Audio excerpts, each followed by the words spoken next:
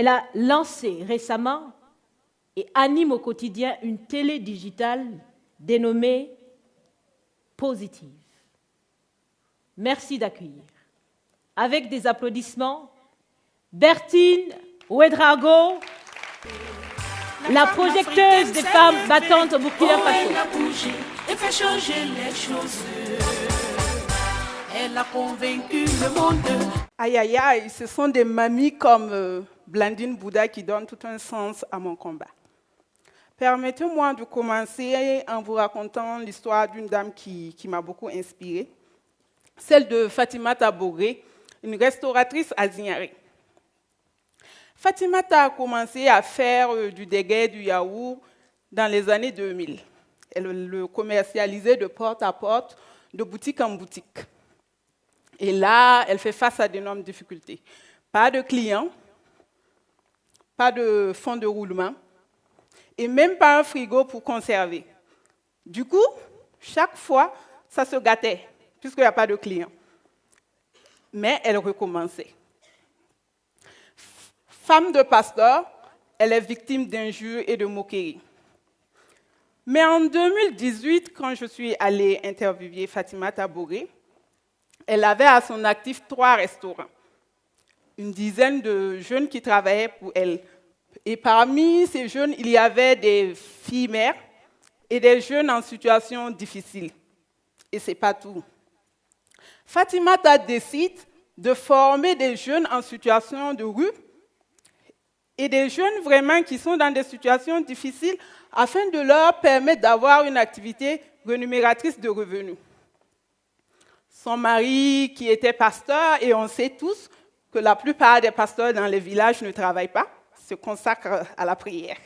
Fatimata supportait les charges du ménage, c'est-à-dire factures d'eau, d'électricité, la popote et la scolarité des enfants.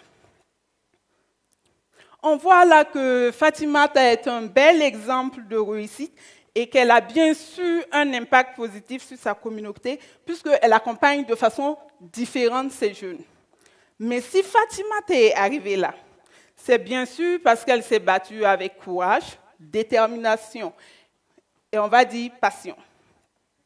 Et des femmes comme Fatimata, qui se lèvent chaque matin, qui font face à des difficultés, mais qui essayent chaque fois de booster les choses, il en existe beaucoup au Burkina et en Afrique. Et toutes ces Fatimata, puisque je les appelle comme ça maintenant, méritent d'être mises en lumière, méritent d'être vues, méritent qu'on les fasse sortir de l'ombre. Et c'est là un peu toute ma passion. Je vous explique un peu comment le hasard m'a menée aux femmes et a complètement changé ma vie.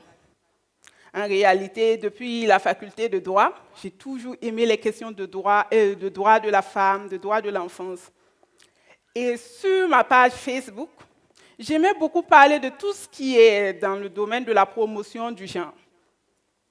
Et un jour, je me dis, Bertine, qu'est-ce que tu vas faire qui va avoir un impact réel dans la vie de ces femmes? À part s'asseoir sur Facebook, dire ça ne va pas, ça ne va pas. Qu'est-ce que je fais, moi, personnellement, pour changer la vie de ces femmes? Et là, je commence à réfléchir. Comment? Quelle était l'action concrète qu'il fallait poser? Je fais des recherches sur Internet, femmes battantes. Et là, je vois que les femmes qu'on m'a présentées, femmes battantes du Burkina, c'était des femmes d'un certain rang, vraiment d'un haut standing. Des femmes du gouvernement, des femmes chefs d'entreprise.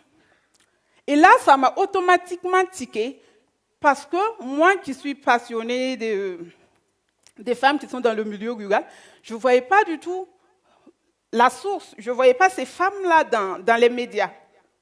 Et je me dis, moi, je veux inverser la donne. Moi, je veux mettre en lumière ces femmes qui, au fin fond du Burkina, peut-être à Falangoutou, dans l'est du Burkina, se battent chaque jour pour changer les choses, mais qui ne sont pas vues.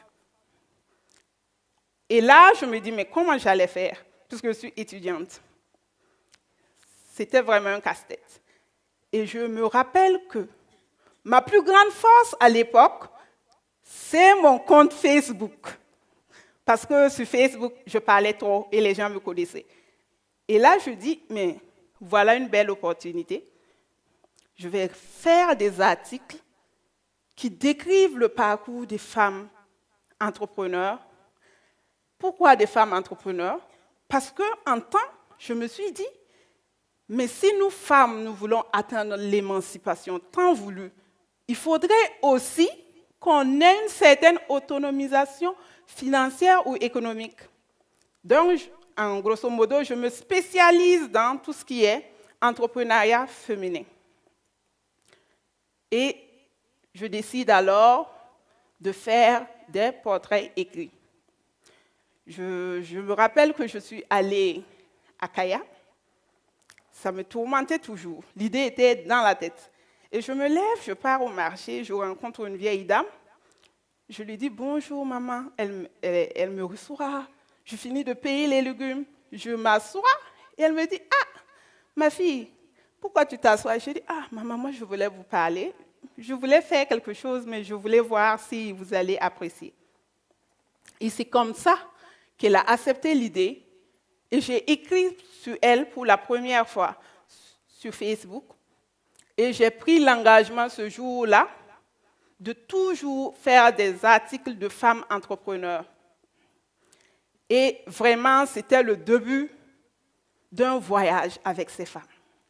Parce que chaque week-end, j'allais de village en village, de localité en localité, pour rencontrer des femmes. Tellement j'aimais entendre leur parcours, leur histoire qui était impressionnante. Et j'ai su faire voyager, j'ai su partager un peu ma passion avec les internautes qui me suivaient et qui chaque fois me demandaient « Tu n'as pas un nouveau portrait? Tu n'as pas de femme à nous présenter ?» Ainsi de suite. Et là, bizarrement, des télés m'appellent, des télés locales, des télés internationales, des ONG. « Ah, ce que tu fais, c'est tellement bien, on aimerait bien s'associer. » Je dis, mais c'est ma passion qui semble un peu banale là, c'est quelque chose de bien. Je commence à réfléchir. Et là, j'étais vraiment à un moment de ma vie où je recherchais désespérément un emploi. J'écoutais ces femmes, bien sûr.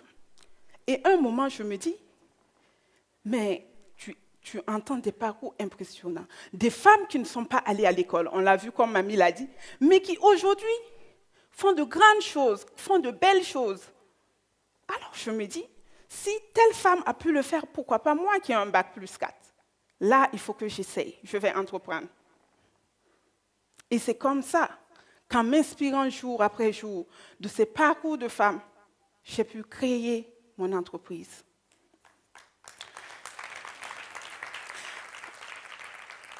Et qui dit promotion de la femme, ça s'affilie avec des difficultés. Et là, vous savez, des gens m'appelaient, des maris m'appelaient, des hommes m'appelaient, mais tu veux gâter nos femmes. Ton affaire de femme battante là, c'est pas clair. Faut non, oui, bâton par en comptant d'eau. Ça veut dire qu'on va les gâter. J'ai dit non. Mais je trouvais toujours la force d'avancer. Et en temps, je me dis, des portraits écrits, c'est vivant. Et bon, c'est aimé de tous. Mais j'aimerais aller plus loin. Je veux que celui qui me regarde sente le témoignage de cette femme. Je veux que ce jeune qui regarde cette femme ait l'ambition d'aller entreprendre, ait l'ambition de faire quelque chose. Et là, je me dis, je vais faire des vidéos. Parce que dans la vidéo, le témoignage est un peu plus impactant, un peu plus direct. Il n'y a pas de « on a coupé ci ou ça ». Et la retranscription est fidèle. Et là, on va au stade de la vidéo. Arrivé au stade de la vidéo, les difficultés.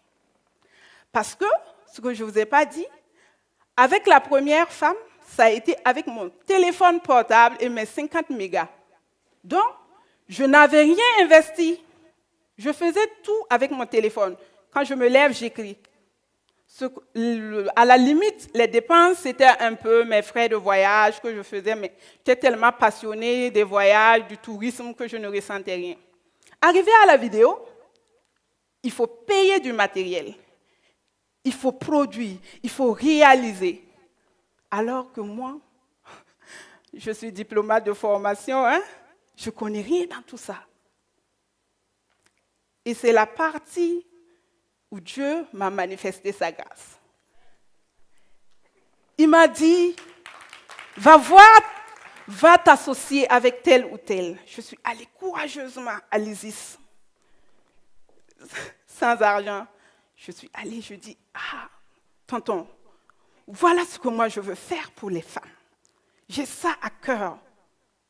Mais honnêtement, je n'ai rien. Je ne sais même pas comment filmer. Et il me dit, il a tellement été passionné, il allait regarder sur Facebook, qu'il me dit, je prends l'engagement de te cadrer sans que tu payes un seul franc. Et chaque fois, il me recevait. J'apprenais à filmer, au fur et à mesure. Après, il est encore venu le défi d'écrire, de monter. Et là aussi, je ne savais rien. Et comme je dis, Dieu fait des merveilles. Je m'assois, je dis, mais si tu ne sais pas, va t'associer à des gens qui savent le faire. Je vais voir des monteurs.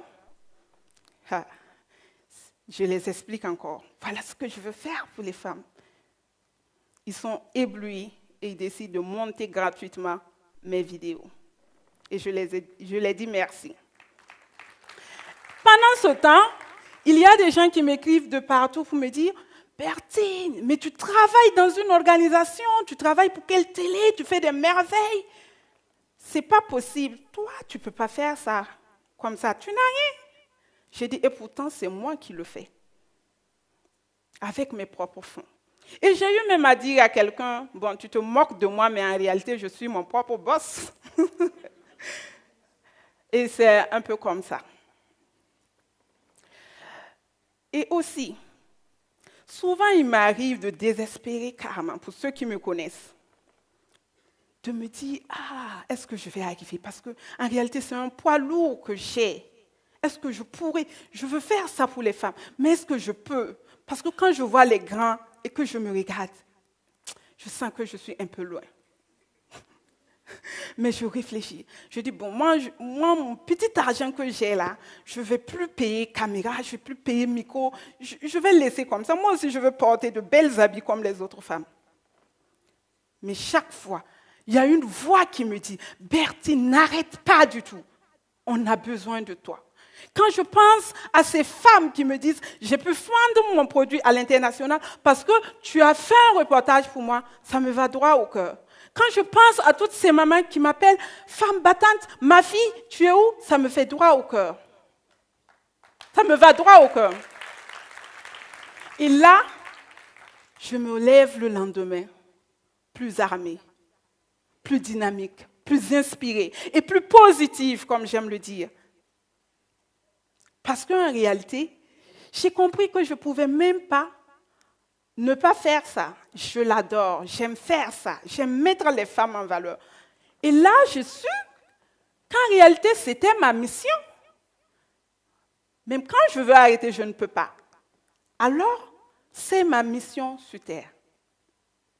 Toi, jeune qui es dans cette salle, qui te retrouve un peu dans cette situation, j'aimerais te demander, est-ce que tu as une mission? Tu sais quelle est ta mission? Parce qu'elle est très importante. Mes dévancières ont eu à le dire, il faut vivre utile, il faut apporter quelque chose sur cette terre. Et je finirai par dire, tu es le seul moteur de ta réussite. Tu n'as pas le droit de te décourager. Je vous remercie.